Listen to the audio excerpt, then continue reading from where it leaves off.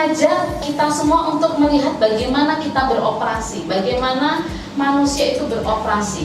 Kenapa kok tumbuh marah? Kenapa kok tumbuh jengkel? Dari mana datangnya jengkel? Dari mana datangnya marah?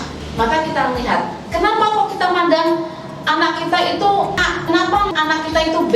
Dari mana datangnya? Karena kita melihat bagaimana kita beroperasi, bagaimana kepala kita ini beroperasi sehingga kok dapetin persepsi-persepsi itu.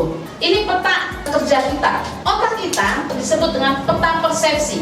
Ya, kamu kayaknya kok bandel amat. Bandel itu adalah persepsi. Dari mana kita dapat persepsi bahwa itu bandel? Dari peta yang ada di kepala kita.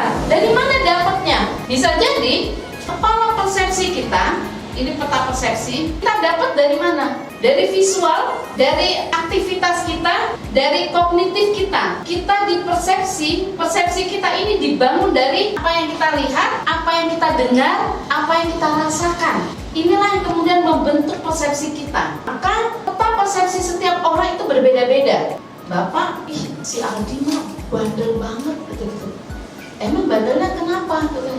Iya, ya ampun, pulang sekolah baju di main lempar aja, tas main lempar, sepatu main lempar aja, bandel banget. Kata bapak satu lagi, dibilang, ya gitu mah belum bandel. Ada yang bilang begitu belum bandel, kita udah gregetan setengah mati. Kenapa kok punya persepsi yang berbeda terhadap cuman kata bandel? Karena peta persepsi kita yang berbeda. Apa yang kita lihat, apa yang kita dengar, apa yang kita rasakan, ini kemudian membentuk peta persepsi ini.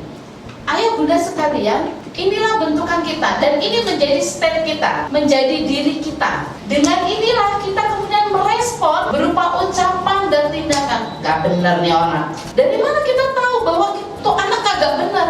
Karena peta persepsi kita. Dari satu kata saja, kalimat. Kenapa punya persepsi yang berbeda? Karena itulah pengalaman-pengalaman kita yang membuat kemudian kita punya persepsi respon yang berbeda. Peta persepsi ini kemudian mengolah menjadi pikiran dan perasaan. Pikiran dan perasaan inilah kemudian menjadi respon, ucapan, dan tindakan. Sebagai hasil dari peta persepsi kita. Setiap peristiwa yang jadi stimulus dari tindakan. Anak nggak bisa didengerin. Anak gak bisa dinasehati.